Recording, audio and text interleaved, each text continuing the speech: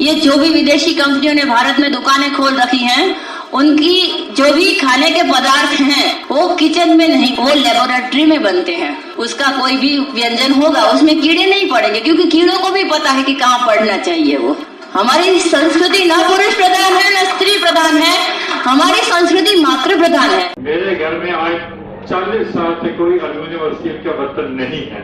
40-45 साल से जिस दिन से राजीव दीक्षित की सीडी सुनी है, इतना दीवाना हो गया कि जब यहाँ पर एक लेक्चर हुआ था, शायद वीरेंद्र जी भाई का था, मुखी साहब ने करवाया था, मिट्टी की हांडी वगैरह पड़ी थी, मधुर जी को भेजा मैंने इसलिए कि मुखी साहब ने बोला था आना, तो मैं नहीं जा सका। ये बात है कि सीडी लिया, सुनने का समय नहीं मिला, इतना डर जीवन हो। केरल गया हुआ था मैं, टैक्सी में ट्रेवल कर रहे थे, जिनमें क्या सीडी लगाओ, मैंने क्या लगाओ। सीडी सुनने का ये हुआ, दिमाग इतना झकझोर दिया एक सीडी ने कि वहीं से मैंने फोन किया इनके राजीव भाई आए वीरेंद्र जी को कि मैं केरल में हूँ और हमारा कल अखिल भारतीय अधिवेशन है, क्या आप केरल में आके अपना लेक्चर दे सकते हैं? इनके सेठ मैं कैसे आ सकता हूँ? कहा केरल और कहा मैं दिल्ली बैठा हूँ। मैंने कहा उसकी चिंता फिर आपके आने जाने की व्यवस्था अगर मैं कर दूँ। इन्होंने सारा स्वीकार किया, फौरन मैंने उनकी टिकट बुक करा के ईमेल पे भेजी। दूसरे दिन दोपहर के वहां पहुंचे और मेरे अखिल भारतीय कैंट एसोसिएशन का महाधिवेशन चल रहा था, कहा कोचीन में चल रहा था। इन्होंने संबोधित किया मेरे हाउस को, आप अंदाजा लगाइए कितनी आग लगा दी राजीव दीक्षित ने, एक तो खड़ा कर दिया मेरे को। और उस दिन से आज तक मैं इस संस्था के साथ जुड़ा। राजीव दीक्षित इतना दिमाग हिला दिया, ज्यादा समय नहीं लूंगा, आप दिवाने को बुला दूंगा। आप सबका धन्यवाद। भारत माता की जय। दुकान आप आइए। ये हमारे विद्यार्थी हैं पंचिका बेटी, पिछली बार भी इन्होंने ये एक फॉर्मूला था, उसका बहुत बढ़िया विकल्प है, ये बहुत बढ़िया विकल्प है उसका।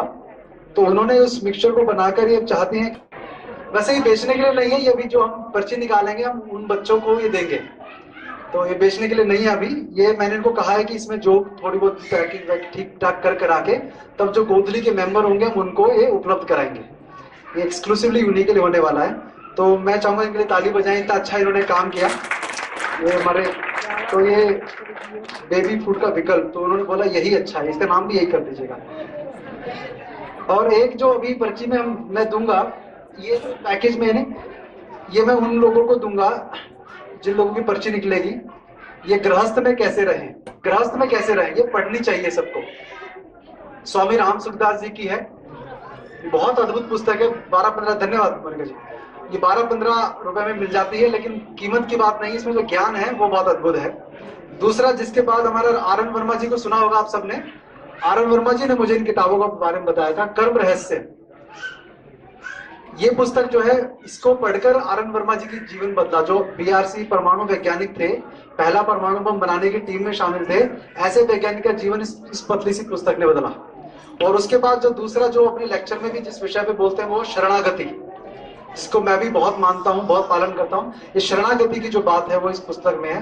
बहुत पतली पतली सी पुस्तक है, कभी भी आप पढ़ें, कहीं गीता प्रेस में मिलती हैं। ये 3 पुस्तकें अवश्य अपने जीवन में अपने पढ़िए। हाँ, तीनों स्वामी राम सुखदास जी की ही लिखी हुई हैं, और मेरे जीवन में बहुत उनके कारण बदलाव आया है। गुस्सा पहले से कम आने लगा है। तो एक जो है यहाँ पे 2-3 चीजें उनके बारे में बताकर फिर हम कार्यक्रम शुरू करते हैं। जय गौ माता। गर्भ संस्कार के बारे में मेहुल भाई से आपने सुना। एक चीज मैं बताना चाहता था, ये हमारे यहाँ पे खांड मिलती है। आवाज आ रही है? अब आ रही है आवाज? हाँ, हम लोग ये खांड बेचते हैं। जो सफेद रंग की खांड या हल्की भूरे रंग की खांड होती है वो 100 किलो बिकती है, और ये 10 किलो। क्यों? क्योंकि आप लोगों को पता नहीं है कि उस खांड से बहुत अच्छी खांड ये है। ये गीली गीली लगती है हाथ में, तो सब बोलते हैं कि क्या ये सीलन आई हुई है। इसमें सीलन नहीं है, इसमें शीरा लगा हुआ है। शीरा मान के चलिए कि टोटली एक अल्कलाइन चीज है जो आपके पेट के लिए बहुत अच्छी है। गर्भावस्था के टाइम पे अगर महिला इसको दही के साथ इसका सेवन करे तो पूरे 9 महीने के अंदर उसका हीमोग्लोबिन की गारंटी देते हैं वो नीचे नहीं आएगा। इस खांड का प्रयोग अपने घर में रखिए। आप जो भी काढ़ा या कुछ पीते हैं इस खांड का इस्तेमाल करेंगे तो ज़्यादा अच्छा रहेगा, क्योंकि शीरा बहुत अच्छी शरीर के लिए ज़रूरी चीज़ है। आयरन की कमी, जो हीमोग्लोबिन की कमी है, वो कभी नहीं होगी अगर इसे आप लेंगे। मैं देखता हूं कि लोगों को पसंद नहीं आती है, लेकिन हर चीज़ अच्छी सुंदर दिखने वाली ज़रूरी नहीं है कि आपको वो चीज़ दे। इसकी प्रोसेसिंग होने के बाद ही आपको वो खांड मिलती है जो आप खांड मार्केट से लेते हैं। तो इस खांड को अपने पास रखिए, इस्तेमाल कीजिए। ये आदत इसकी पड़ गई तो आपको वो खांड खाई भी नहीं जाएगी। मेरे बच्चे नहीं खाते दूसरी खांड, उनको यही चाहिए। नींबू पानी पीते हैं तो इसी का बनाते हैं। तो ये खांड का सेवन कीजिए, शीरा आपके लिए बहुत अच्छा है। फर्स्ट एड के नाम पे एक मैंने यहाँ पे अमृत धारा रखी थी छोटी सी। ये एक अडल्ट के लिए 3 बूंद का काम करती है। अडल्ट डोज है 3 बूंद। एक बॉटल 25 पता नहीं 40 रुपए की है, 50 रुपए की, शायद हो सकता है 10 साल तक चल जाए आपकी। ये अमृत धारा नाम ही इसलिए रखा गया था, ये एक इमरजेंसी मेडिसिन है आयुर्वेद में। पेट में अपचन हो रहा है, वॉमिटिंग आ रही है, लूज मोशन हो रहे हैं, अफारा आ गया है, सर दर्द है, लगा लीजिए। गले में पीछे गर्दन में दर्द है, लगा लीजिए। तो ये एक फर्स्ट एड किट होती है। अगर आप कहीं भी बाहर घूमने जाते हैं तो इसको लेके जाइए, क्योंकि बाहर जब आप खाते हो तो गंदा तेल और बाकी चीजें मिलती हैं आपको खाने के लिए। तो आप ये तो नहीं है 10 दिन घूमने गए हैं तो 10 दिन के लिए आप उपवास रखेंगे, तो खाना पड़ेगा मजबूरी में। अगर खा रहे हैं तो अगर पेट में कुछ भी अपचन होता है तो ये अमृत धारा आपकी फर्स्ट एड किट है।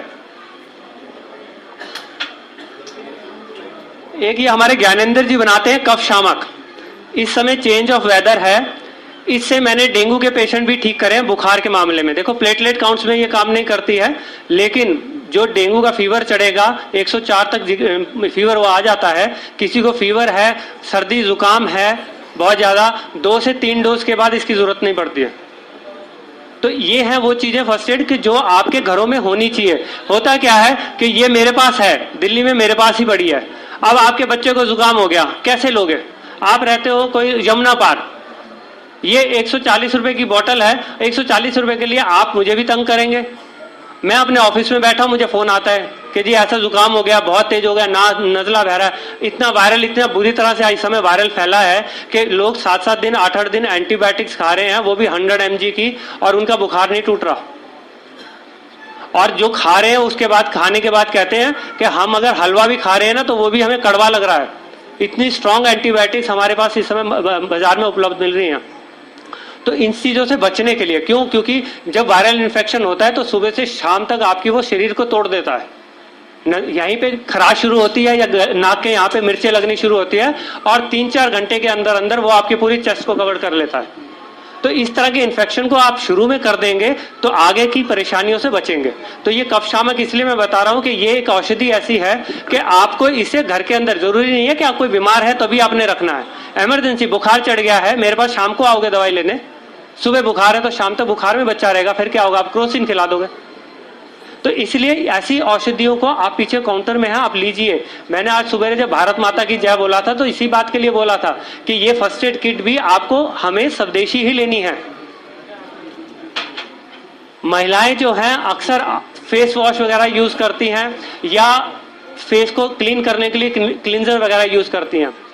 गुलाब जल, इस गुलाब जल की खासियत ये है, जो मुझे पता चला है, कि इसके अंदर गुलाब तोड़ के नहीं डाला गया, इसमें गुलाब की पंखड़ियों को तोड़ के उससे इसका गुलाब जल बनाया गया है, ताकि उसकी हरे रंग की डंडी, उसके अंदर के हरे हरे रंग के पत्ते, जो कुछ है वो सब अलग हो जाए।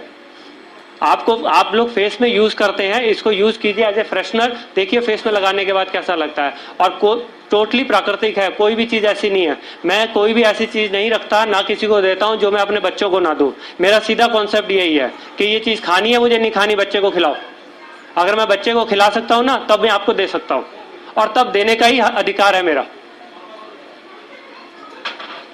एक ये नासिका हम हर बार बेचते हैं, नाक गाय का घी, ये पंचगव्य घृत है जो हम नाक में रखते हैं, डालते हैं। ये बीमारों के लिए औषधि, और जो बीमार नहीं है उनके लिए टॉनिक। ये आपके ब्रेन सेल्स की ग्रोथ को बढ़ाता है। 40-45 साल के बाद आपके ऑन एन एवरेज 1 से 1.5 लाख ब्रेन सेल्स की डेड होना शुरू हो जाते हैं। आप कहते हो ना कि बूढ़ा आदमी हो गया, सठिया गया, वो सठियाता नहीं है, उसके ब्रेन सेल्स है नहीं, उसका दिमाग उसी तरह से धीरे धीरे वो अपनी सोच में सोच रखता है। उसकी सोच ऐसी नहीं होती कि उसके ब्रेन सेल्स इतना काम कर सके। तो ये जो नासिका है ये ब्रेन सेल्स को ठीक करती है। मेरे पास एक पेशेंट है, शायद उनकी मम्मी आई है, नॉर्थ ईस्ट से थी, वो है यहाँ पर बैठी। ये देखिए, इनकी बेटी का नॉर्थ ईस्ट में यहाँ से गुच्छे का गुच्छा बाल का निकल के बाहर आ गया, यहाँ पूरा गंजा हो गया, यहाँ से टांट एकदम गंजी, और ऊपर से दबरा था। मैंने कोई औषधि नहीं दी, मैंने सिर्फ ये नासिका दी थी उसको कि मैंने कहा ये डालो। आज आप ये बैठी हैं, इनकी बिटिया से भी कल बात हुई है, ये आपको बता सकती हैं कि उसकी बेटी के बिल्कुल नॉर्मल हो गए हैं। और नॉर्थ ईस्ट में उनकी ही सहेलियां 3-4 और हैं जो एलोपैथिक मेडिसिन खा खा के 6 महीने से परेशान है, और उनके यहाँ से बाल उड़े हुए हैं, बाल दोबारा नहीं आए, और इनकी बिटिया के बाल बिल्कुल ठीक हो गए। वो रही, आप खड़ी होइए ना, खड़े हो जाइए। और ये इसीलिए हमारे साथ जुड़ी हैं, इन्हें, इनकी बेटी नॉर्थ ईस्ट में ही है। तो अब देखो, बाल यहाँ से ऐसे कुच्छा निकल के यहाँ पे गंजी टांड आ गई है, कोई भी नहीं उगा सकता बाल। ये इस घी की करामत है, देसी गाय की। आपको कहीं और से नासिका मिलती है, आप लीजिए, बस पंचगव्य घृत होना चाहिए, ये घी काम आता है। दूसरा, इसको आप रेगुलर डालोगे तो पुराने जमाने में हमारे लोग क्या करते थे कि नाक के अंदर तेल और कान के अंदर तेल लगाने की आदत थी उनको। वो एक अच्छी आदत थी, क्योंकि जब आप इधर ऑयलिंग करते हो तो वायरस इस पोर्शन से आपका नहीं अंदर जा सकता। देखो, जब भी आपको वायरल इन्फेक्शन होता है तो डॉक्टर यही कहता है ना, दूसरे से आपको इन्फेक्शन आया तो वो कहां से आएगा? स्किन से आ सकता है, नाक से आ सकता है, कान से आ सकता है, यही ओपनिंग है जो जा सकता है। तो अगर आप ये नासिका डालेंगे तो ये नासिका सिर्फ नाक में नहीं रहती है, ये ब्रेन सेल्स को पूरा एक्टिवेट करते हुए आपके गले तक का पोर्शन ये कवर कर देती है। रेगुलर डालते हैं, मैं पिछले 6 साल से डाल रहा हूँ, कोई नुकसान नहीं है। माइग्रेन की बीमारी बिल्कुल ठीक होती है इससे जी। हाँ, इसको धूप में रखेंगे तो बहुत अच्छा है, क्योंकि धूप के अंदर गव्वे हमेशा चार्ज हो जाते हैं। अगर गाय के कोई भी गव्वे को आप धूप में रखेंगे तो वो धूप से ऊर्जा लेके चार्ज होता है। तो इसको वैसे डालिए, अगर रात का समय है तो पानी गर्म करके बोतल अंदर डाल दीजिए, और डालने के बाद ये पिघल जाएगा। फिर एक एक बूंद बच्चों के लिए, बड़ों के लिए 3-3 बूंद। इसमें पंचगव्य है तो और एक ये हल्दी हम लोग लाए हैं, जैविक हल्दी है। इसमें इतना ऑयल है कि अगर ये 6 महीने तो ज्यादा बोल दिया मैंने, 3 महीने भी इसके अंदर रहेगी तो इसी पन्नी के ऊपर ऑयल आ जाएगा। आपके पास जो हल्दी आपको मिलती है, उस हल्दी में से तेल निकाल के, हल्दी का तेल अलग बेचा जाता है और हल्दी आपको अलग दी जाती है। आप लौंग खरीदते हो, लौंग का तेल भी बाजार में मिलता है, वो तेल गया लौंग के तेल में, जो महंगा बेचेंगे। और आपको जो लौंग दी जाती है वो लौंग ऐसी होती है कि उसको आप डालें ना डालें कोई फर्क नहीं पड़ता। और इसीलिए हम लोग कई बार परेशान हो जाते हैं कि मैं अदरक भी ले रही हूँ, शहद भी ले रही हूँ, खांसी ठीक नहीं हो रही, लौंग का काढ़ा ले लिया, मुझे आराम नहीं मिल रहा। क्यों? क्योंकि वो जो मसाले, जिसको मसाले बोलते हैं, ये औषधि थी। ऋषि भागवत थे, उन्होंने इसको औषधि बोला था। ये जो औषधि हैं, इनके ऑयल की ही असल में ताकत है। ऑयल निकलने के बाद सारे मसाले बेकार है। तो ये 4-5 चीजें मैंने आपको बतानी थी, तो इसको आप रखिए अपने पास। धन्यवाद। मेरे मित्र की माता जी हैं, 30 साल से वो छाछ नहीं पी पाई है। 30 साल उनका ऐसा हो गया, छाछ पी लेंगी तो उनका बुरा हाल, कि उनका सुबह उठते ही उनका गला बिल्कुल जाम रहता था। 30 साल पुरानी बीमारी। मैंने उनको ऐसे ही खेल खेल में उनको घर गया था, मैं कहा माता जी आप ऐसे पी लेना, कब शाम में खाइए, पी लेना। वो हफ्ते भर बाद मेरे पास आई, कहते वीरेंद्र तूने क्या किया, ये कौन सी दवाई दी तूने मुझे? मैं 30 साल में छाछ का जो स्वाद भूल गई थी, अब मेरे को हफ्ता भर हो गया, मैं छाछ भी पी रही हूँ, मेरे गला भी नहीं दुखता, कुछ नहीं हुआ। 30 साल पुरानी बीमारी हफ्ते भर में ठीक कर दी इसने। तो आप अपने बच्चों के लिए ये चीज जरूर रखिए। तो ये औषधि से परिचय कराने का थोड़ा सा हमारा मन था कि आप बच्चों के लिए पूछते रहते हैं। हमें फोन बहुत आते हैं, सर्दी जुकाम हो गया, सर्दी जुकाम हो गया। तो उसके लिए छोटी सी एक चीज है, ये घर में रखिए। नहीं तो यूट्यूब चैनल पे एक प्रकाश औषधि है, उसको बनाना सीख लीजिए, वो अपनी पीढ़ी में आगे पास करिए उसको।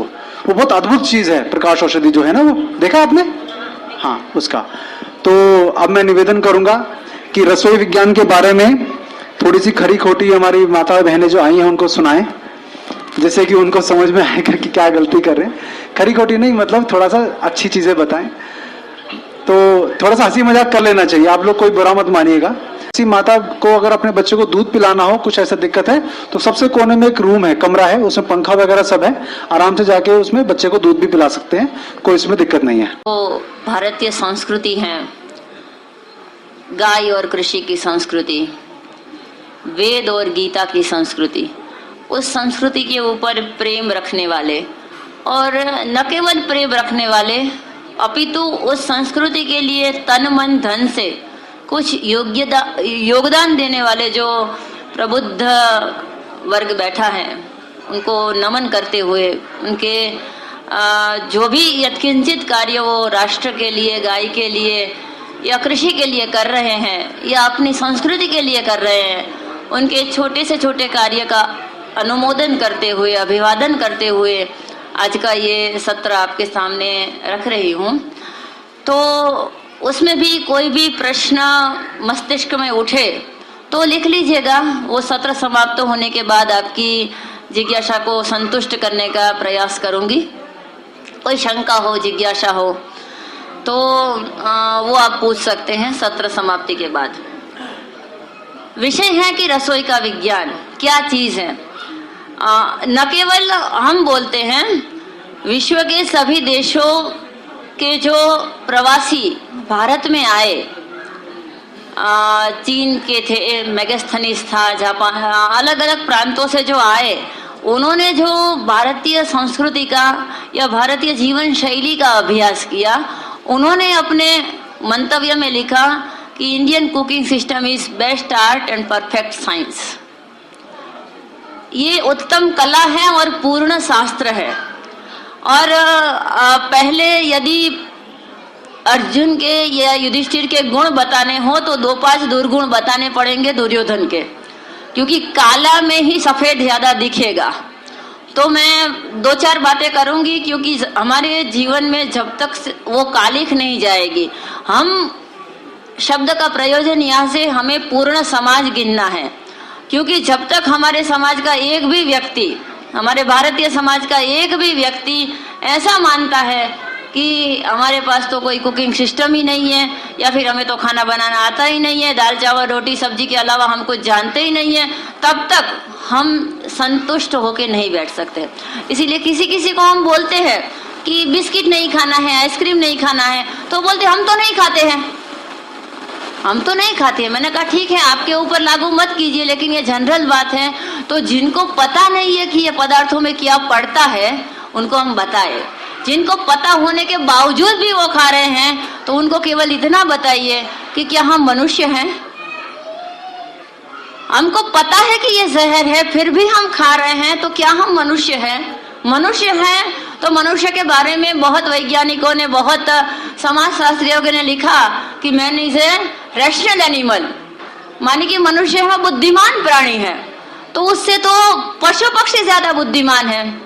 रात को 12 बजे जिसको हम कम अकल का प्राणी समझते हैं, भैंस, उसको सूखा और हरा चारा दो, बीच में एक आग का पत्ता रख दो, रात को 12 बजे। भैंस तो एनी टाइम खाती है, इसीलिए भैंस का दूध नहीं पीना है, क्योंकि वो प्रमादी है, आलसी है, स्थित प्रज्ञ है, बैठी रहती है। चाहे कितने भी हॉर्न बजा लो, बीच रास्ते में यदि भैंस खड़ी है तो नहीं उठेगी।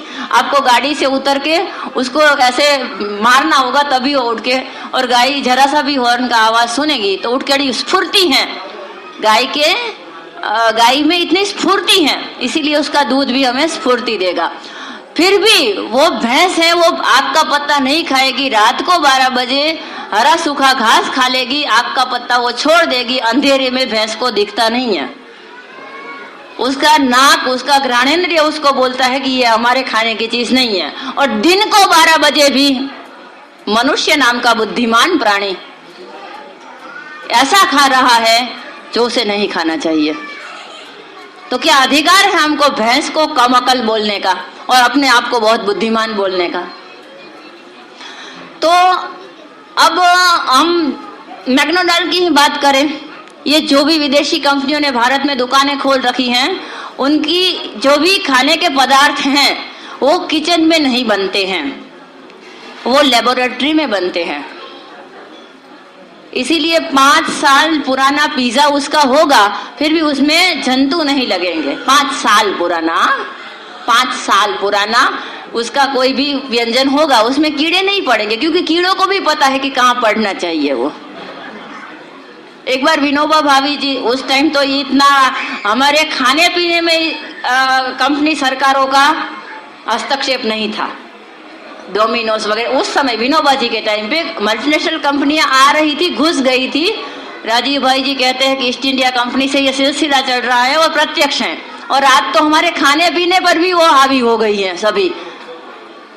तो विनोबा भावे जी से किसी ने पूछा कि मशीन में पॉलिश किए हुए चावल खाने चाहिए या हाथ से छड़े हुए चावल खाने चाहिए, तो विनोबा जी अभी उत्तर दे ही रहे थे, तभी सभा में से ही आवाज आई कि हाथ से छड़े हुए चावल में जंतु जल्दी हो जाते हैं।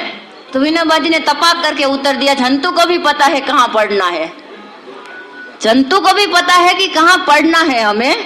माने कि एक जो मीठा होगा, जो धान्य मीठा होगा, जो रोटी मीठी होगी, नेचुरल स्वाद में होगी, तो उसमें फंगस लगेगा, उसमें जंतु होंगे, वो बिगड़ गया है ऐसा प्रमाण देगा। कोई भी पदार्थ मैं बिगड़ गया हूं ऐसा प्रमाण स्वयं देता है। इसीलिए फ्रीज का विरोध है। फ्रीज में रखी हुआ पदार्थ बिगड़ता नहीं, ऐसे भ्रम से बाहर निकलिए। हर एक पदार्थ का एक आयुष्य होता है, वो चाहे सब्जी हो, चाहे दूध हो, चाहे रांधी पकाई हुई चीज हो, कोई भी, उसका एक निश्चित आयुष्य होता है। वो आयुष्य खत्म हो जाता है फ्रीज में रखी हो तो भी। फ्रीज में रखी हुई सब्जी ताजा रहती है, ऐसे वहम से बाहर निकलिए। और जितनी जल्दी हो सकता है अपने घर में क्या लाना है उसके बारे में सोचने से पहले क्या निकालना है वो सोचिए। एक जगह खाली होगी आपके घर में, एक कुर्सी रह जाए, इतनी जगह क्यों अपने फ्रिज को दे रखी है, जो भी पर्यावरण को भी नुकसान पहुंचाता है। और हमारे गुरुकुल में कम से कम 15 लोगों का रसोई रोज बनती है, और 5 से 7 लीटर दूध बिना फ्रीज के 36 घंटे तक गर्मी के दिनों में मैंने रखा है, माने कि खराब नहीं होता है। 3 बार गर्म करना पड़ता है और पानी में रखना पड़ता है। और कुछ ऐसी टिप्स आपको चाहिए तो आपकी दादी नानी से पूछ लीजिएगा कि वो फ्रीज नहीं थे तब सब्जियों को कैसे ताजा रखते थे या दूध को कैसे बिना खराब किए रखते थे। तो पहले क्या क्या निकालना है वो अपने घर में एक सूची बनाइए कि ये हमें निकालना है। एल्यूमिनियम वगैरह के बर्तनों के बारे में तो आप बहुत सुन चुके हैं, और बहुत लोगों ने तो ये प्रयोग करके देख भी लिया है और अपने घर में वो कर रहे हैं। लेकिन ये भी एक बहुत ही दुर्व्यवस्था देखी घर में कि फ्रीज की बिल्कुल जरूरत नहीं है, फिर भी फ्रीज ने हमारा घर की जगह रोक के रखी है। एक भी चीज ऐसी नहीं है जिसको फ्रीज जीवित रखता हो। फ्रीज केवल इल्यूजन खड़ा करता है, भ्रम खड़ा करता है कि वो जिंदा है और हम बिल्कुल अहिंसक है। जिसमें प्राण हो ऐसी सब्जी हम खाते ही नहीं है। जिसका प्राण चला गया है, जिसमें कोई रस नहीं रहा है, ऐसे ही पदार्थ हम खाते हैं, क्योंकि हम बिल्कुल अहिंसक है। एक सब्जी की भी हिंसा हम नहीं करेंगे, उसमें प्राण निकल जाएगा, बाद में ही खाएंगे। तो पहले तो ये समझने की जरूरत है कि शुद्ध आहार की व्याख्या क्या है। शुद्ध आहार की व्याख्या क्या है? आयुर्वेद की दृष्टि को एक और रखे, केवल व्यवहारिक दृष्टि से हम हिसाब लगाए तो भी शुद्ध आहार की व्याख्या मेरी दृष्टि से ये है। आपकी ढांचे में कितनी बैठती है वो आपकी अपनी अपनी सोच के ऊपर आधारित है। मेरी सोच ऐसी है, शुद्ध आहार की व्याख्या 2 तरीके से शुद्ध आहार होगा वो। एक तो जो आप स्वयं बनाए, और दूसरा जो बनाने वाला आपकी नजर के सामने बनाए। 5 बार आपकी नजर के सामने बनाए, आपको उसकी प्रामाणिकता के ऊपर विश्वास बैठ गया, फिर आप बनवा लीजिए, कोई बात नहीं। और जिसको कुछ मिलावट नहीं करनी है वो आपके सामने क्यों ना बनाए? क्यों नहीं बनाएगा वो आपके सामने? इसको कुछ मिलावट नहीं करनी है। जो बोलता है कि मैं मिलावट नहीं करूंगा, आप पदार्थ रख के जाओ, आपका सामग्री है वो मैं बना के दे दूंगा, तो बोलना ही नहीं मैं वैसे भी फ्री हूं, बैठी हूं, बैठा हूं। समझ में आया ना? पहले हलवाई लोग थे, वो 10-15 किलो मिठाई बनवानी होती तो घर पे आते थे बनवाने के लिए, अपना सामान सरंजाम सब लेके, बड़ा सा चूल्हा लेके।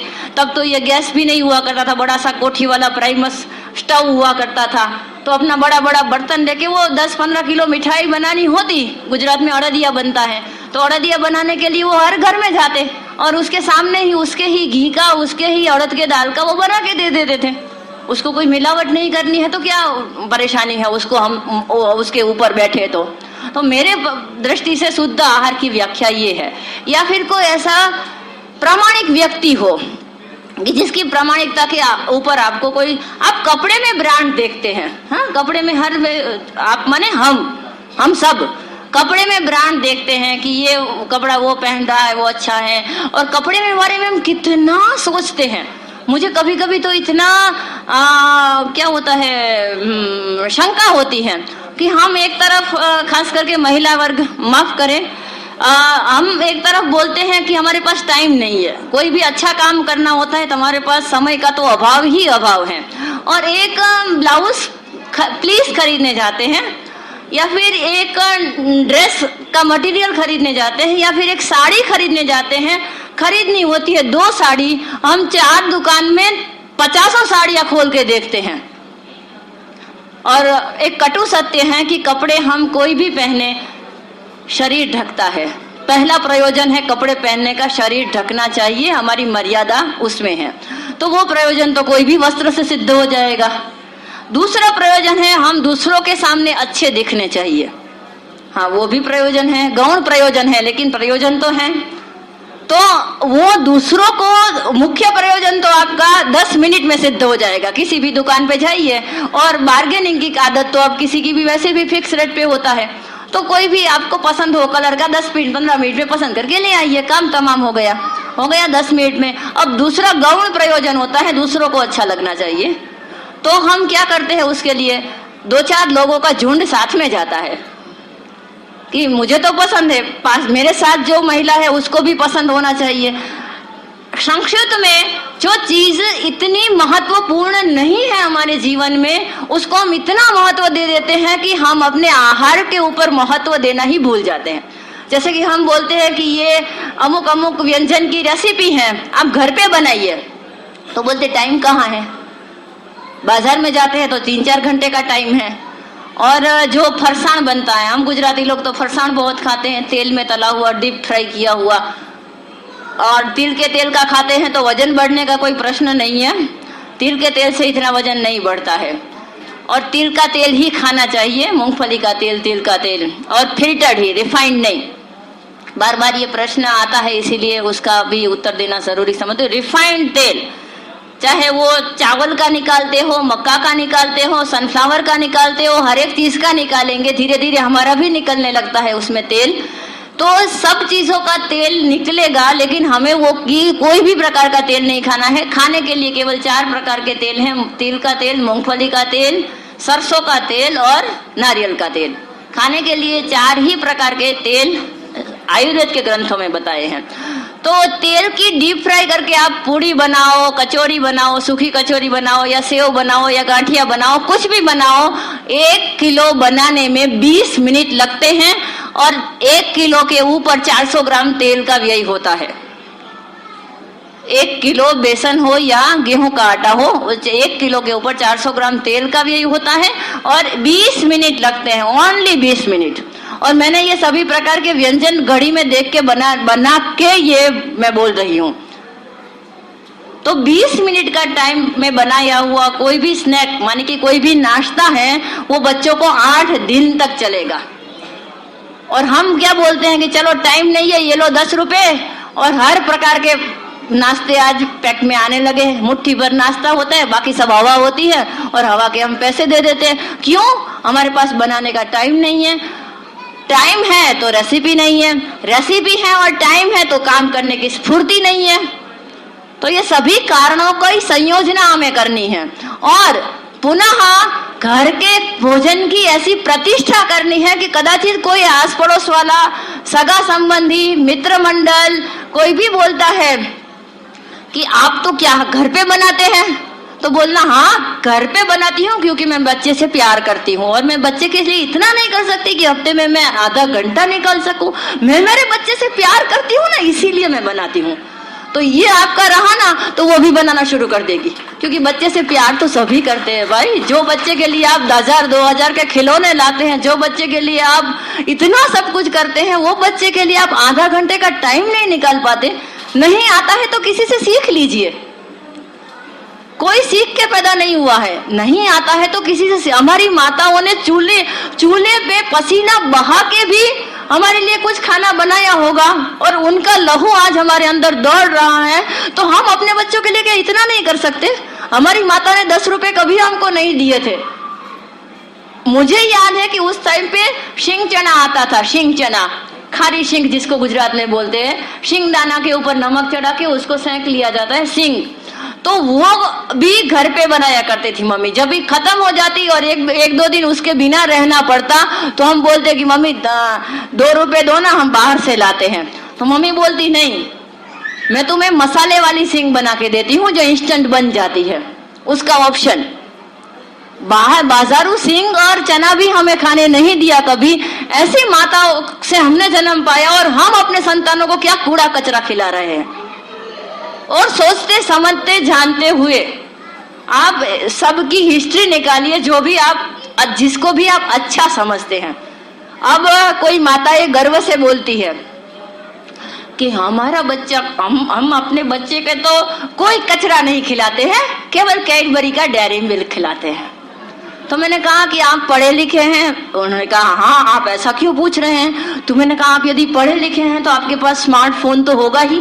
तो उसने कहा हाँ, वो तो होना ही चाहिए। हाँ, स्मार्ट बच्चे, स्मार्ट जनरेशन और स्मार्टफोन। तो मैंने कहा उसमें गूगल नाम का एक ऐप आता है, आपको पता है? उसने कहा हाँ, मैं तो बार बार सर्च करती हूँ। तो मैंने कहा उस पर आप केवल सर्च कीजिए कि कैडबरी डेयरी मिल्क में क्या क्या पड़ता है, क्या क्या पड़ता है, वो आप सर्च कीजिए। ई कोड से जितना जितना भी उसमें लिखा हुआ होता है उसकी कुंडली निकालिए और फिर देखिए कि आपको बच्चों को खिलानी चाहिए या नहीं खिलानी चाहिए। कुछ मीठा हो जाए। क्यों? हमारे देश में कोई मीठा मुंह नहीं करता था क्या? गुड़ और धनिया खाया जाता था हर शुभ प्रसंग में हमारे यहाँ। हर शुभ प्रसंग में हमारे यहाँ पता से खजूर खारे का बांटी जाती थी। होली के दिन में खजूर बांटा जाता था, खारे छुआरे बांटे जाते थे। हर प्रसंग में मिठाइयाँ हुआ करती थी, हर त्योहारों की अलग अलग मिठाइयाँ हुआ करती थी। और वो आके में बताएंगे कि आपके रिश्तों में यदि मधुरता लानी है तो कैडबरी डेयरी मिल्क से ही वो आएगी, हमारी सुखड़ी से नहीं आएगी, हमारे मैसूब से नहीं आएगी, हमारे लड्डू से नहीं आएगी। अब तो भगवान को भी डेयरी मिल्क लगाने लगे, भोग में भी। कभी कभी गणपति के दर्शन अभी लगे थे तो डेयरी मिल्क का पूरा हार पहनाया था गणपति को। मैंने कहा कि ये गणपति की भी बेचारे की अब लड्डू गए और डेयरी मिल्क आ गई। तो हमारी करुणता है, ये बात हंसने वाली लगती है लेकिन हमारी ये करुणता है कि हम ऐसे भद्र समाज से आते हैं, ऐसे संस्कारी समाज से आते हैं कि हम अंडा बोलना भी पसंद नहीं करते हैं। खाना तो दूर की बात है, और अंडे की बनी हुई ऐसी प्राणीज वस्तु की जिसका नाम उसमें क्या पड़ता है उसके बोलते हुए रोए कांपने लगे, जिसको माता बोलते हैं, ऐसे गाय के नवजात बछड़े का अवयव हमारे जो तथाकथित ये मीठा हो जाए वाले पदार्थों में पड़ते हैं। मनुष्य भ्रूण डाले जाते हैं कुछ कुछ पदार्थों में। जो बाल एक समय हम कचरे में फेंकते थे, आज एक छोटे से गांव से लेके मेगा सिटी तक वो बाल का कारोबार चल रहा है। एक कोई लड़का बच्चा बच्ची निकलेगा और बोलते हैं बाल दे दो, बाल दे दो। क्या करते हैं वो बाल का? हम पूछते हैं कि आप बाल का, हम तो बेचते नहीं है क्योंकि स्थान भ्रष्टा न शोभनते दंता केशा नखा नरा, तो उसकी कोई कीमत नहीं रहती। यहाँ तक है तब तक उसकी कीमत है। हाँ, नख की, नर की, बाल की, सबकी। तो वो हम तो बाल की खाल उतारने वाले हैं वैसे भी, तो हम उनसे भी पूछते हैं कि आप ये बाल का करते क्या है? तो बोलते हम बेच देते हैं। तो मैंने कहा किसको बेचते हैं? तो बहुत 10, 15, 25 लोगों से पूछने के बाद हमें एक जगह का उसने पता दिया कि हम यहाँ बेचते हैं। पहले तो हमने पूछा कि इसका करते वो लोग क्या करते हैं? तो उसने बोला कि वो विग बनाते हैं। मैंने कहा इतनी सारी विग, भगवान ने सबको नैसर्गिक बाल दिए हैं। कोई कोई लोग को भगवान की कृपा से कहते हैं कि गंजे लोग निर्धन नहीं होते कभी, गंजों को भगवान ने बहुत धन दिया होता है। तो किसी किसी को ये धन का योग होता है तो गंजे हो जाते हैं, तो उन्हीं को केवल जरूरत पड़ती है कृत्रिम बाल की। बाकी तो भगवान ने सबको नैसर्गिक बाल दिए हैं, तो इतने विग की क्या जरूरत है? तो हम उनसे मिले तो उन्होंने बोला कि इंटरनेशनल पिज्जा बनाने वाली कंपनियां ये बाल लेती हैं। पिज्जा में बाल में से कुछ ऐसा तत्व निकलता है, वो प्रोसेस करके निकालते हैं मनुष्यों के बालों में से, कि जो वो पिज्जा में डालते हैं। अब एक भी बाल यदि पिज्जा में आ जाता है, पिज्जा में नहीं, कोई भी खाद्य पदार्थ में आ जाता है, तो हम पत्नी के साथ झगड़ा करते हैं कि दाल में बाल आ गया, रोटी में बाल आ गया, बाल बांध के खाना बनाया करो। और उसी बाल में से बने हुए कुछ पदार्थ पिज्जा में डाले जाते हैं और हम आनंद पूर्वक खाते, और बाकी जो प्राणिज पदार्थ है उसकी बात तो अलग ही है। तो हम, पहली बात है कि हम खाना छोड़े, जो मेरे ख्याल से सब छोड़ चुके हैं। हाँ, ऐसी आशा रखती हूँ कि सब ये बाजारू खाना छोड़ चुके हैं। ये हमारा पहला कदम हुआ। दूसरा कदम है ये कि जो खा रहे हैं उसका असहयोग करे। समर्थन देना ये भी एक प्रकार का सहयोग हुआ। समर्थन देना माने उसका सहयोग करना, माने कि वो जो कर रहे हैं वो उसको अपनी जगह करने दो, हम अपनी जगह पे अच्छे हैं। ऐसा नहीं करना है। किसी भी स्थान पे आप जाते हैं तो आप अपना विरोध प्रदर्शित अवश्य करें, आपकी तूती कोई सुने या ना सुने। जैसे कि द्रौपदी का वस्त्रहरण हो रहा था तो भीष्म चुप बैठे थे, द्रोण चुप बैठे थे, लेकिन बोला था 100 कौरवों में से एक कौरव विकर्ण नाम का एक कौरव बोला था, दुर्योधन का सगा भाई, कि जुए में आवेश में आके कोई ऐसा बोल देता है कि मैं पत्नी को दाव में लगा देता हूं, तो किसी मनुष्य की आवेश में बोली हुई बात को सत्य न माना जाए। और द्रौपदी हमारी कुलवधू है, हमारी पुत्रवधू है, हमारी आबरू है, इज्जत है, उसका भरी सभा में अपमान नहीं होना चाहिए। ऐसा विकर्ण ने अपना विरोध प्रदर्शित किया था और उसका उल्लेख व्यास ने लिख के रखा है। आज की तारीख में भी हम विकर्ण को नमन करते हैं, चाहे वो दुर्योधन का भाई क्यों ना हो। उसके विरोध की व्यास ने उल्लेख करके रखा, तो भविष्य में कदाचित इतिहास लिखा जाए तो हम विरोध करने वालों में से हो, मूक प्रेक्षक बनने वालों में से नहीं। तो जहां कहीं भी भारतीय संस्कृति के विरोध में कुछ भी हो रहा है, हमारी बात कोई सुने न सुने, हम अपना विरोध प्रदर्शित अवश्य करें, असहयोग जरूर करें। मूल बात थी हमारी रसोई विज्ञान की। हम भूल गए हैं कि हमारी संस्कृति में जो भी व्यंजन थे, जो भी पदार्थ खाने के उपयोग में लिए जाते थे, उसके पीछे एक बहुत बड़ा साइंस था। और इसीलिए हम सौभाग्यशाली हैं कि आज आप कश्मीर से लेके कन्याकुमारी और द्वारिका से लेके पुरी तक जाए, अनेकों प्रकार के व्यंजन हैं। हमारे भगवान को भी हम 56 भोग लगाते हैं। तो ये 56 तो कम से कम 56 है, क्योंकि भगवान में को अर्पण करना है तो प्याज लहसुन के बिना का ही होगा। तो 56 तो ऐसे हैं कि इसमें कुछ प्रोहिबिटेड आइटम है वो नहीं आएगी, प्याज लहसुन इत्यादि इत्यादि, तो वो भी 56 है ऐसी। और मिठाइयाँ और बहुत शाही, 56 तो शाही चीजें हैं, कॉमन चीजें तो बाकी अलग अलग बहुत है। और उनका दुर्भाग्य है कि ब्रेड के सिवा और कुछ वहां बनता ही नहीं है।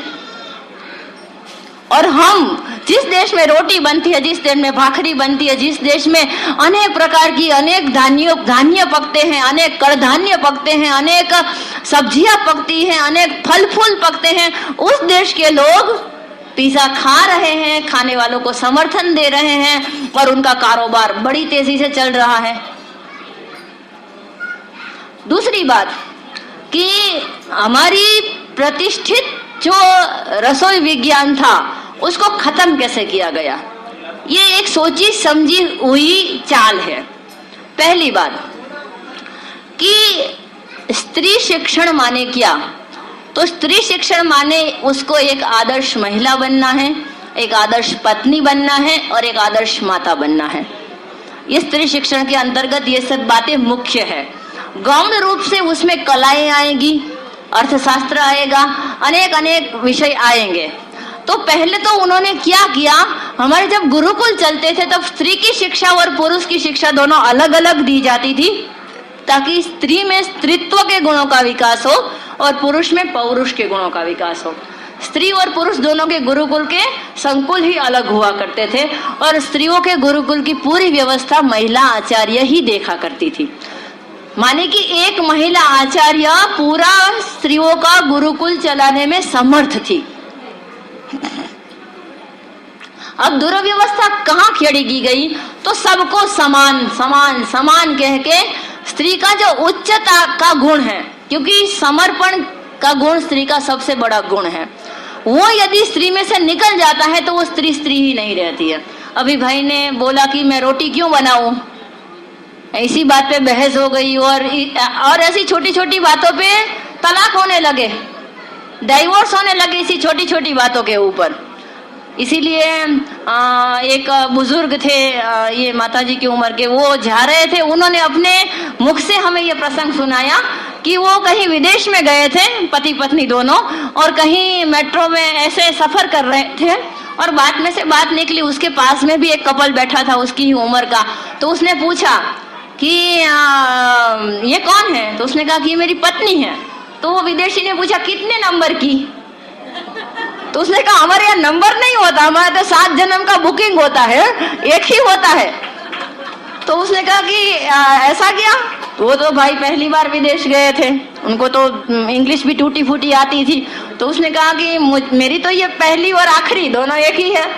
तो उससे पूछा कि आपके ये कितने नंबर के पति है, तो उसने कहा हाय हाय बाप रे, ये तो दूसरी कर भी सकते हैं कोई कारण से, मैं तो कर ही भी नहीं सकती, कभी भी नहीं कर सकती। ऐसा क्या बोल रहे, ऐसा बोलना क्या, सोचना भी पाप है। तो उसने कहा ऐसा क्या, तो उसने कहा कि आप ऐसा क्यों पूछ रहे हैं। तो उसने कहा ये मेरे 5वां नंबर का पति है और मैं उसकी 6ठे नंबर की पत्नी हूँ। और उनके दृष्टि से फैमिली गेट टुगेदर मानिए सभी पत्नियों का मिलना और सभी पतियों के सभी बच्चों का मिलना माने फैमिली गेट टुगेदर। और वहां गंभीरता पूर्वक एक, जब स्कूल में बच्चा एडमिशन लेता है तो एक कॉलम होती है कि आपके माता पिता की ये कितनी शादी है, ये है, वो एक कॉलम भरनी होती है, क्योंकि वहाँ पशु जैसा संसार है, हमारे जैसा मनुष्य जैसा संसार ही वहाँ नहीं है। तो वहाँ धीरे धीरे हम सभी बात में आहार से प्रारंभ होता है। राजीव भाई जी कहते थे भोजन भजन भाषा भूषा भेषज, सभी में हम उनका अनुकरण करने लगे। जैसे हमारे पास हमारा कुछ मौलिक था ही नहीं, तो उन्होंने पहल की इस बात की कि स्त्री को समानता मिलनी चाहिए। और हमारे यहाँ ये बताया गया कि स्त्री की समानता की बात छोड़ो, स्त्री तो उससे उच्च है, पुरुष से उच्च स्थान पे है। इसीलिए हमारे यहाँ कोई बोलता है कि भारत में पुरुष प्रधान संस्कृति है, भारत में स्त्री प्रधान बात नहीं है। तो इसी बात पे बहस हुई थी आज से 150 साल पहले। स्वामी विवेकानंद जी जब शिकागो गए थे तो उन्होंने उनसे किसी ने पूछा कि आपके भारत देश में पुरुष प्रधान संस्कृति है, तभी वहां महिला स्वतंत्रता का बहुत आंदोलन वगैरह चल रहा था। तो उन्होंने पूछा यूरोप के देशों के महिलाओं ने कि आपके देश में तो पुरुष तो महिला को पैर की जूती समझता है, ये है, महिला को कोई स्वतंत्रता नहीं है, पुरुष प्रधान संस्कृति है। तब स्वामी विवेकानंद ने बहुत अच्छा उत्तर दिया था कि हमारी सभ्यता, हमारी संस्कृति न तो पुरुष प्रधान है न तो स्त्री प्रधान है। तो उसने कहा ये कैसे हो सकता है, दोनों में से किसी एक की तो प्रधानता आपको स्वीकार करनी पड़ेगी। तब स्वामी विवेकानंद ने बहुत अच्छा उत्तर दिया। उन्होंने कहा कि हमारी संस्कृति मातृ प्रधान संस्कृति है, हमारी संस्कृति न पुरुष प्रधान है न स्त्री प्रधान है, हमारी संस्कृति मातृ प्रधान है। तो उसने कहा कि स्त्री प्रधान ही बोलिए ना, क्या अंतर पड़ता है स्त्री प्रधान और मातृ प्रधान में। तब विवेकानंद जी ने बहुत अच्छा उत्तर दिया कि एक स्त्री को पिता के घर में संयमित वातावरण में रखा जाता है। देखिए, एक स्त्री को, कन्या को अपने पिता के घर में एक संयमित वातावरण में रखा जाता है ताकि उत्तम संतति को वो जन्म दे सके। वो मन वचन कर्म से विशुद्ध रहेगी, पवित्र रहेगी तो उत्तम संतति को जन्म देगी। यही उद्देश्य है बेटियों के ऊपर काबू रखना, बेटियों को इधर उधर मत जाने देना। कुछ ऊंचा नीचा हो गया तो समाज में क्या मुंह दिखाएंगे, ऐसी भावना बिल्कुल नहीं थी। हमारे वेद काल में, उपनिषद काल में महिलाओं को पूरी स्वतंत्रता थी। स्त्री समाज में निर्भय घूम नहीं सकती हैं तो उसमें स्त्री का कोई दोष नहीं है, दोष समाज का है कि समाज को हमने इतना हेल्दी नहीं बनाया, समाज को हमने इतना संयमित और संस्कारी नहीं बनाया कि हमारी बहन बेटियां समाज में जा नहीं सकती, समाज में सलामत नहीं है। दोष पूरे समाज का है। तो पिता के घर में संयमित वातावरण में उसकी परवरिश होती ताकि वो उत्तम संतति को जन्म दे पाए। फिर उसका विवाह होता है, वो किसी के घर में उसकी पत्नी बन के जाती है। वो पत्नी बन के गई तो स्वाभाविक पति के ऊपर उसका अधिकार बना, क्योंकि वो पूरा अपना जीवन छोड़ के, पूरा अपने पिता का घर छोड़ के एक नया जीवन शुरू करने अपने पति के यहाँ आई है। फिर भी माँ की चलेगी घर में, ऐसा क्यों? आदर्श परिवार हमारे यहाँ ये माना जाता है कि पत्नी और माता दोनों में से किसी को पसंद करना है तो माता को पसंद करो, ऐसा आदर्श माना जाता है, माना जाना चाहिए। क्यों, उसका मैं उत्तर दे रही हूँ। क्योंकि बहुत पत्नी की भूमिका में होंगे तो उसको दुख होगा, और वही माता की भूमिका में आ जाएंगे तो उसके चेहरे पे हंसी आ जाएगी। माने कि सबको श्रवण जैसा बेटा चाहिए, श्रवण जैसा पति नहीं चाहिए। ये सीधी सादी बात हुई। तो उसका कारण मैं बताती हूँ कि एक स्त्री ने एक संतान को जन्म दिया, पेट में रखने से लेके 9 महीने तक उसके यातना सही, उसको जन्म दिया, पीड़ा पूर्वक उसको जन्म दिया, खुद अपना दूसरा जन्म करके उसको दूध पिलाया, उसका पालन पोषण किया, उसको पढ़ाया लिखाया, अर्थोपार्जन करने के काबिल बनाया, सक्षम और समर्थ बनाया, तब जाके वो किसी एक स्त्री का पति बन पाया। ये कोई भी पत्नी यदि सोचे तो उसको पता चलेगा कि एक माँ का एक गृहस्थाश्रम में क्या महत्व है।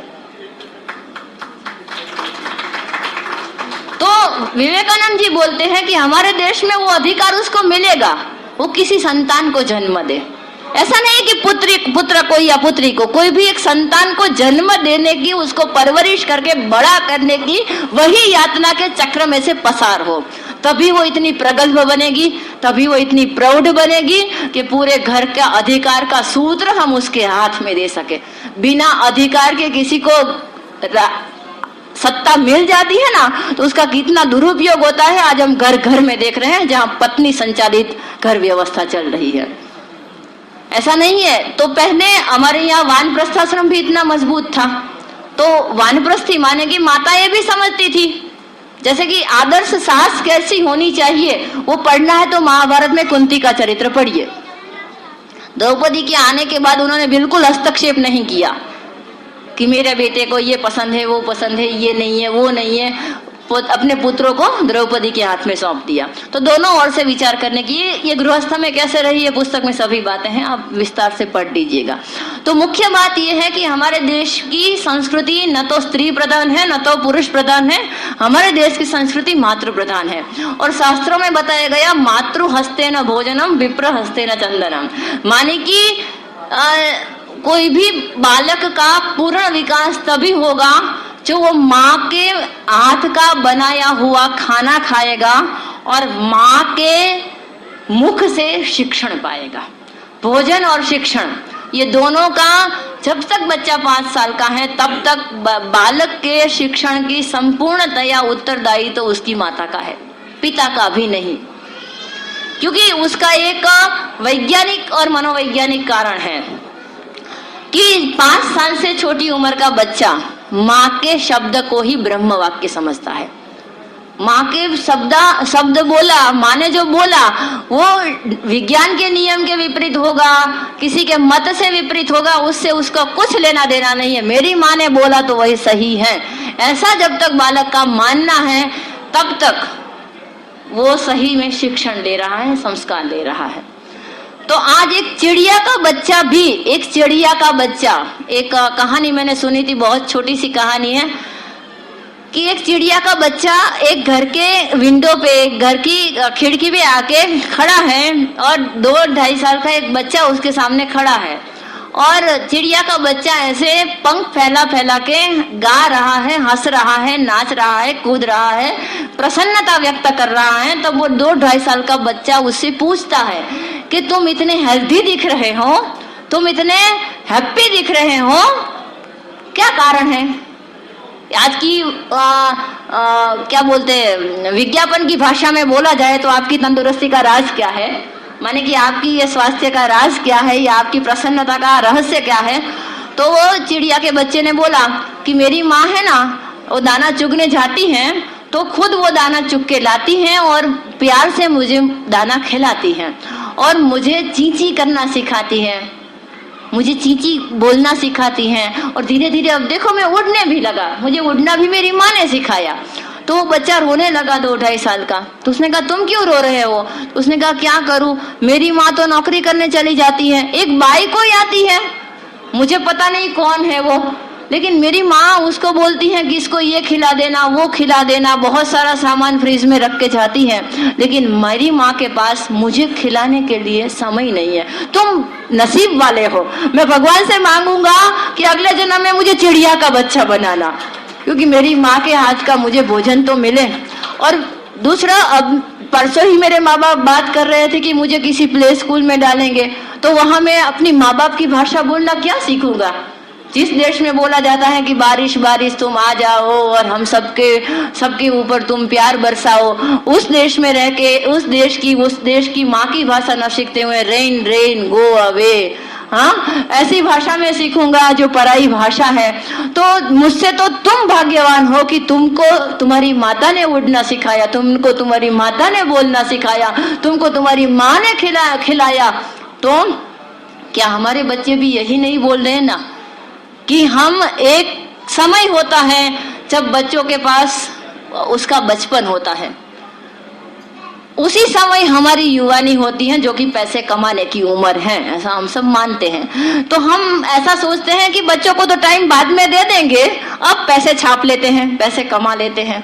और दुर्व्यवस्था देखिए, पैसे जमा करके हम रखते भी कहाँ हैं? बैंक में। और बैंक का तो आपने पूरा अभी सुबह ही देख लिया, किसी भी समय आपको कहा जा सकता है कि हाथ ऊंचे कर दो, ठंडे पानी से स्नान कर लो, आपको बैंक में रखा हुआ पैसा नहीं मिलेगा। क्या कर सकते हैं हम? क्या कर सकते हैं हम? जरा सोचिए।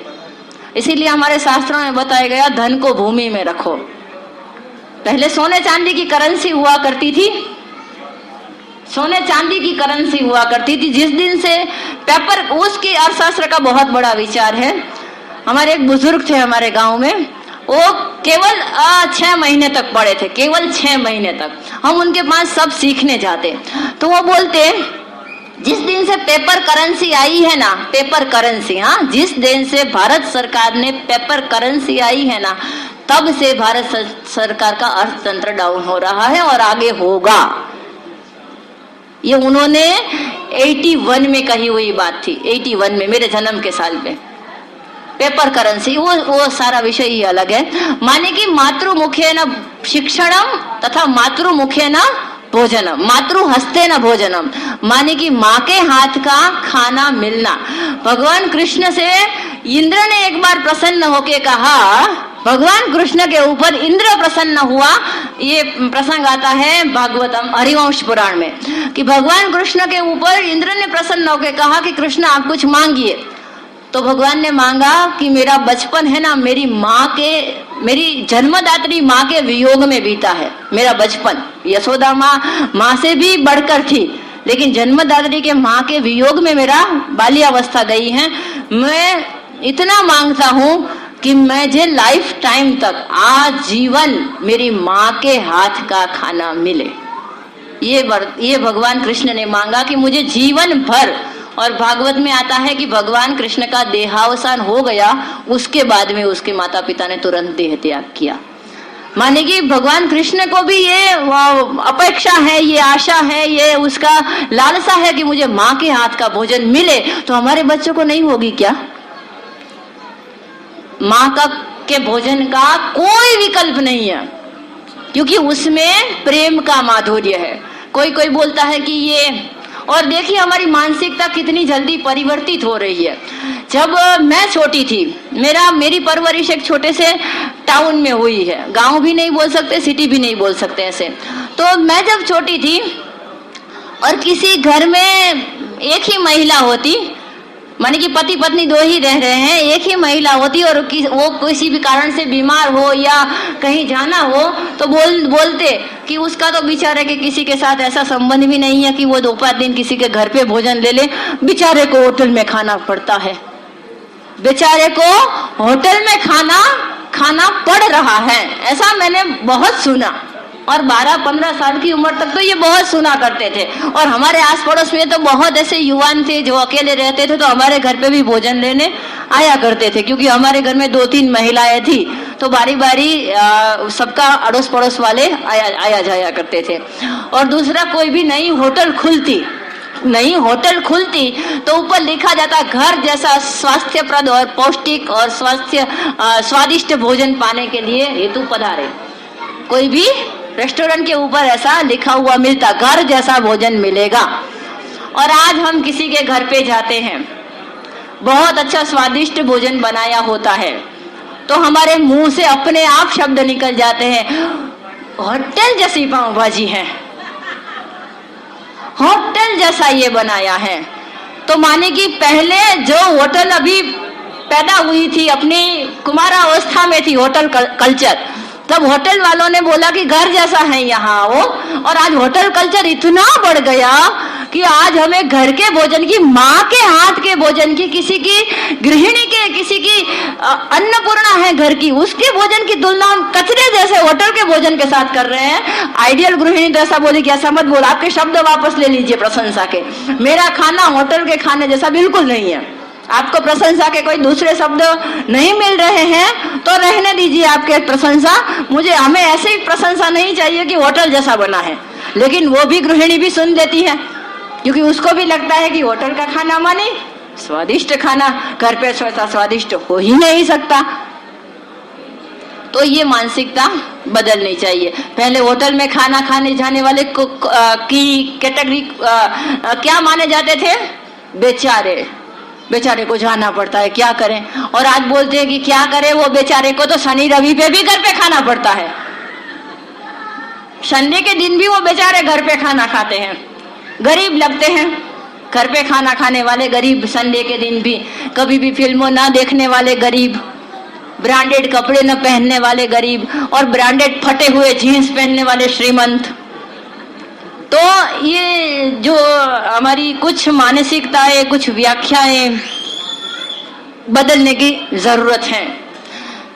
तो कुछ आज हम ऐसी बातें शेयर करना चाहूंगी आपसे कि पहली बात कि गुजराती में एक कहावत है कि जे पानी मग चढ़े ये पानी छोड़वाना हो, माने कि जिस बात से भी बात घी यदि सीधी उंगली से नहीं निकलता है तो टेढ़ी कर लो, घी यदि सीधी उंगली से नहीं निकलता है तो टेढ़ी कर लो।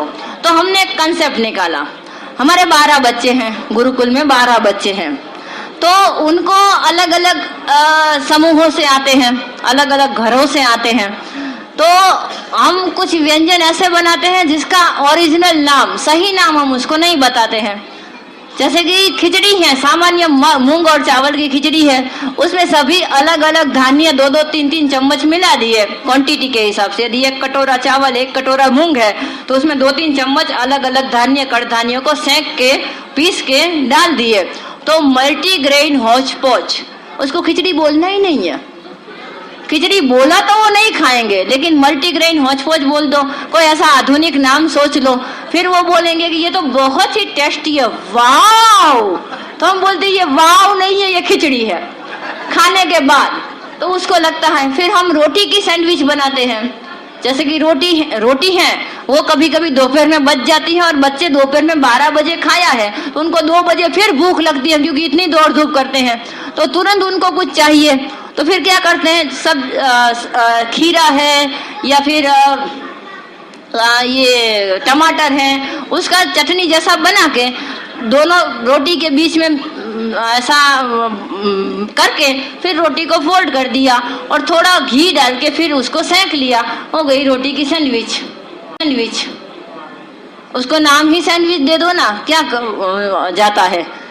हाँ, और बच्चों को ये छुड़ाना है हमें धीरे धीरे उपक्रम करके, क्योंकि जिन्होंने खाया है, जैसे कि मैंने पिज्जा कभी खाया नहीं, देखा भी नहीं है, इसलिए कोई बोलता है कि हमने पिज्जा छोड़ दिया तो मैं उसको साष्टांग नमस्कार करती हूँ, क्योंकि मैंने कभी खाया ही नहीं है तो छोड़ने का सवाल ही नहीं आता है। जैसे कि कोई बोलता है कि मैं राजीव भाई से जुड़ने से पहले बहुत ही फिल्म देखा करता था, मूवी देखा करता था, कोई भी नई मूवी लगती तो पहले शो में पहली रो में जाके देखता था मैं, तो मैंने छोड़ दिया। तो मैंने कहा आपको नमस्कार, तो उसने कहा नहीं आपको। मैंने कहा नहीं, हमने तो थिएटर अंदर से नहीं देखा है कैसा होता है, मैंने थिएटर अंदर से नहीं देखा कैसा होता है, बाहर से देखा है, क्योंकि रास्ते में पड़ता है तो इधर उधर कॉस्मोप्लेक्स इत्यादि इत्यादि, अंदर से देखा ही नहीं है, तो त्याग करने का कोई सवाल ही नहीं आता है, क्योंकि पकड़ा ही नहीं है तो त्याग कैसे करें। तो उनको नमस्कार है कि जिन्होंने ऐसे महानुभावों से प्रेरित होकर अपनी सभी बुरी आदतों को देखिए, ज्ञान तो बहुत लोगों में हो जाता है, लेकिन कर्म में उसका डाइवर्ट करना, ज्ञानम भारम क्रिया विना, वो भार करता है। लेकिन क्रिया में एक बार आ गया तो फिर आपको वो ज्ञान इतना सहज बनाएगा, इतना सरल बनाएगा।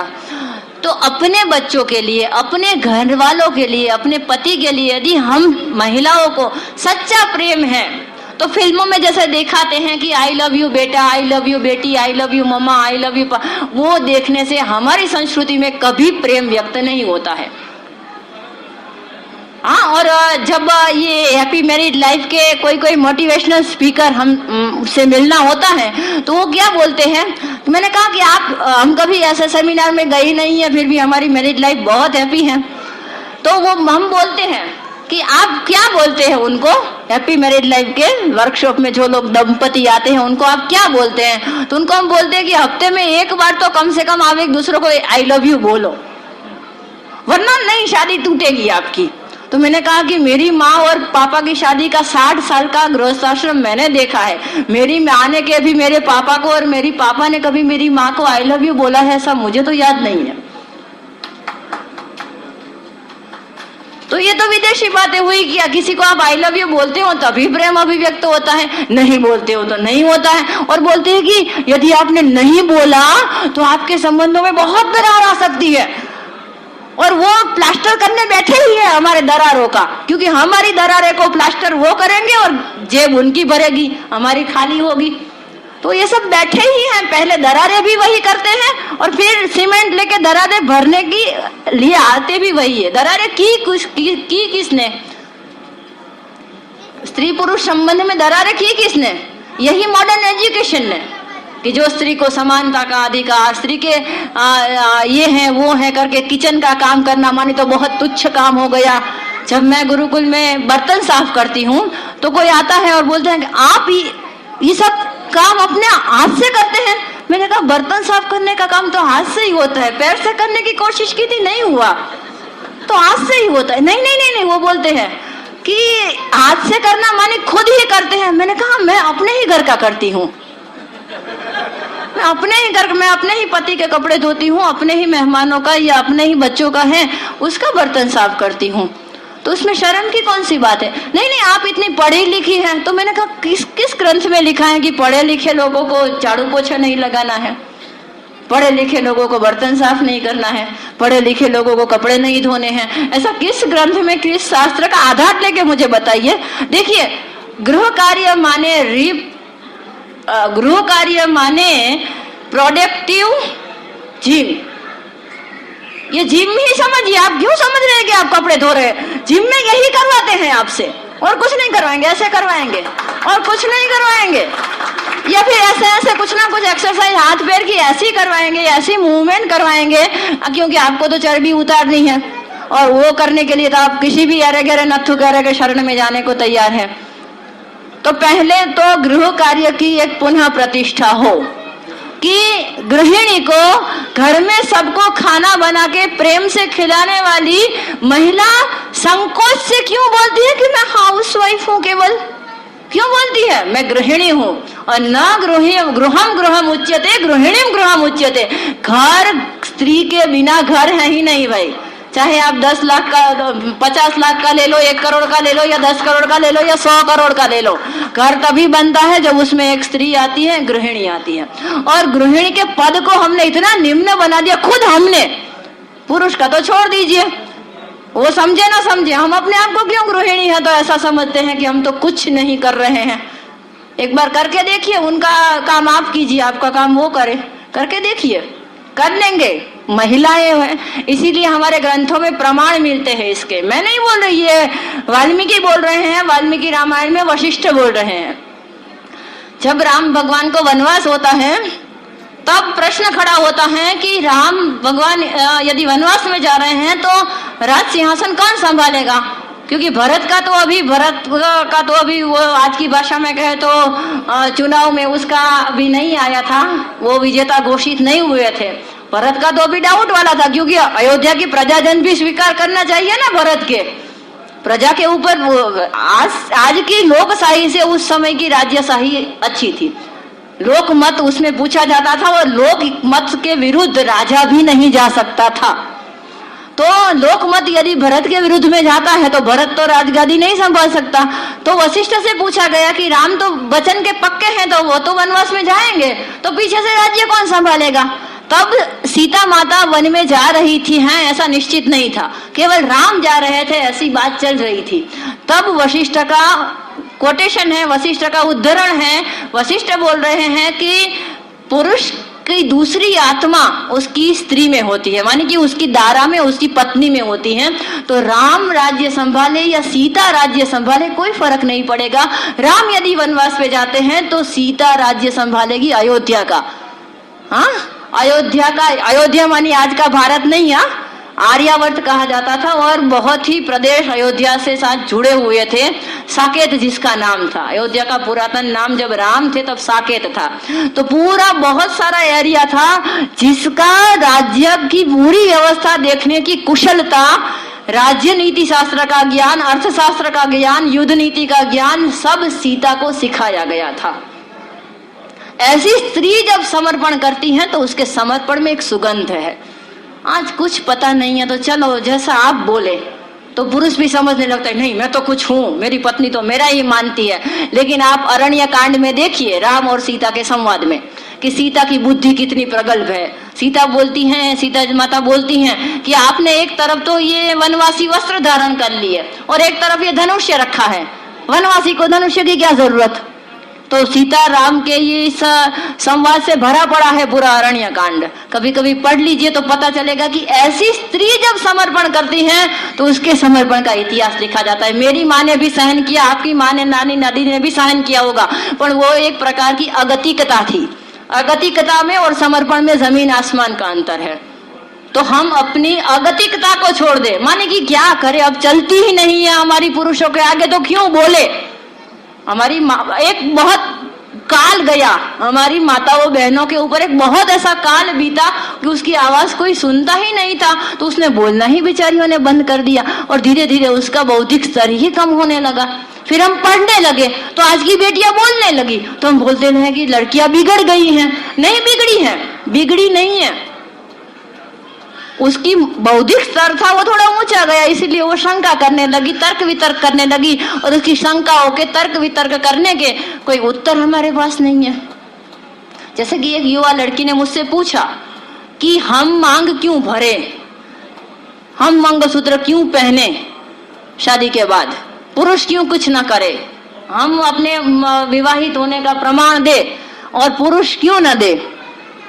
तो हम मजाक में भी डाल सकते थे, उसका तो बेचारे का चेहरा ही बता देगा कि शादी हो गई है, ऐसा मजाक भी कर सकते थे।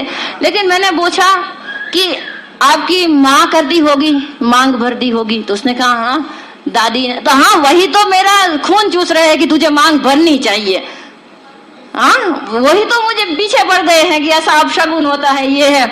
तो मैंने कहा कि उसने आपको बताया नहीं कि क्यों भरनी चाहिए। उसने कहा नहीं नहीं वो तो सदियों से चली आ रही है परंपरा की, भरनी चाहिए, इसीलिए भर रहे हैं वो भी। तो मैंने कहा कि आप पढ़ी लिखी होंगी कुछ, तो उसने कहा भारतीय संस्कृति पे पीएचडी किया है।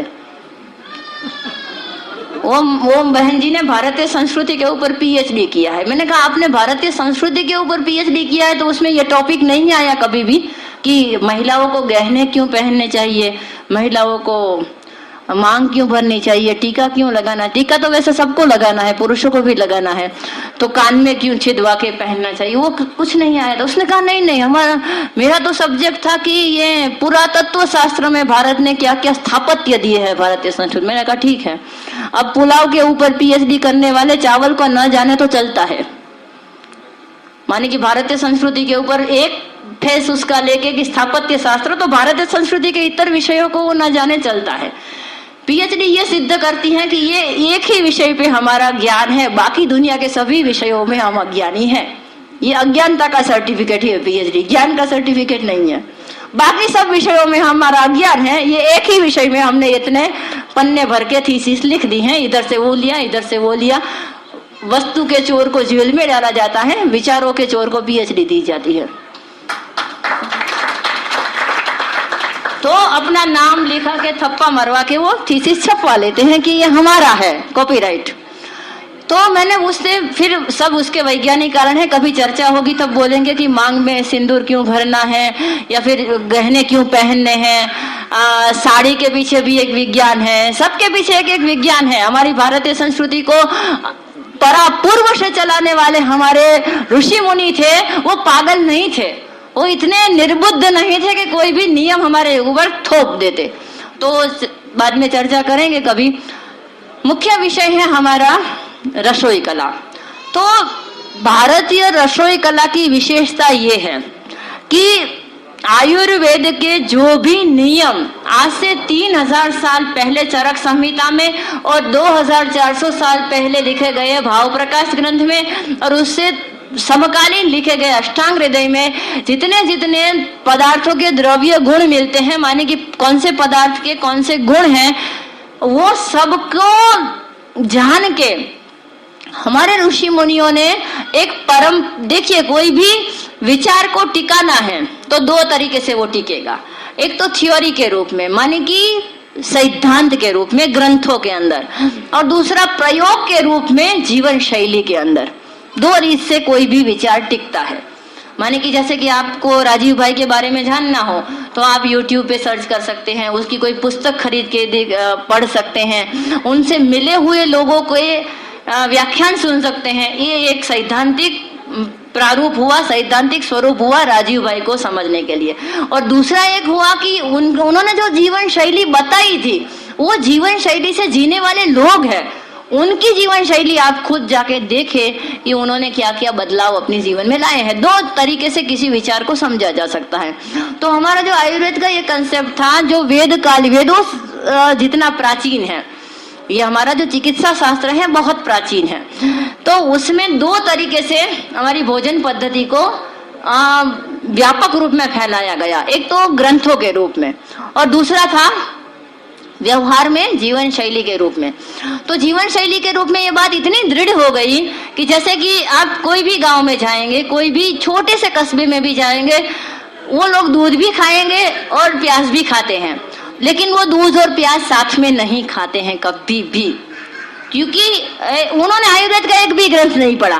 कोई कोई कस्बे में तो हम ऐसे जाते हैं कि आयुर्वेद किस बला का नाम है, वो तो बोलते हैं कि आयुर्वेद। अभी एक जगह पे हम गए थे तो उन्होंने बोला ये सुवर्ण प्राशन, वो कस्बा तो नहीं था, एक सिटी का ही कुछ विस्तार था। वो बहन जी भी बहुत पढ़ी लिखी थी, तो मैंने सुवर्ण प्राशन की बात की और सुवर्ण प्राशन का पैम्फलेट दिया उनको, तो उन्होंने पढ़ा। उसने कहा ये मंत्र का क्या चक्कर है? तो मैंने कहा मंत्र का और चक्कर, उनकी भाषा शैली कुछ ऐसी होगी। तो मैंने फिर समझाया कि ये मंत्र का चक्कर नहीं होता, मंत्र गया तब से हम चक्कर में हैं। जब से ये मंत्र गए हैं ना, तब से हम चक्कर में घूम रहे हैं, डॉक्टरों के चक्कर काटते हैं, वकीलों के चक्कर काटते हैं। हाँ, क्योंकि हमारे विवाह में भी मंत्र है। विवाह में सप्तपदी के मंत्र यदि कोई भी लड़की सुन ले तो और उसी के अनुसार फॉलो करना है, ऐसा उसको कमिटमेंट लिया जाए, तो आधी लड़की तो मंडप से ही भाग जाए, क्योंकि उसमें लिखा है यथा लब्धेन संतुष्टा। जितना आप कमा के लाओगे मैं उसमें संतुष्ट रहूंगी। मैं कभी फरियाद नहीं करूंगी कि मुझे ये चाहिए वो चाहिए, पड़ोसी के घर ये आया मुझे ये चाहिए। कुटुंबम पालयिष्यामि या वृद्ध बालकादिकम, कुटुंबम पालयिष्यामि या वृद्ध बालकादिकम। आपके घर में आपके बड़े भाई का छोटा बच्चा या आपका खुद का छोटा भाई या आपके माता पिता कोई भी रहेंगे, उसकी सेवा करने का मैं वचन देती हूँ। ये कन्या वृते द्वितीय के, ये दूसरे कदम पे कन्या उसको प्रतिज्ञा देती है। उसी तरह 7 प्रतिज्ञा पुरुष भी लेता है, हाँ, केवल महिलाओं की नहीं है।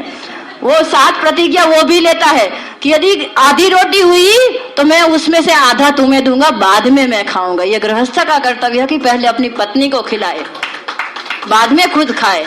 तो ये इस प्रकार का कमिटमेंट दोनों पक्ष में आसपास होती है। तो मंत्र, विवाह में मंत्र है, जन्म में मंत्र है, औषधि देते वक्त मंत्र है, औषधि जमीन से उठाते वक्त मंत्र है, मरणोत्तर मंत्र है, माने कि अंत्येष्टि में मंत्र है, घर में नए घर में रहने जाते हैं तो वास्तु के मंत्र है, भूमि शुद्धि के मंत्र है।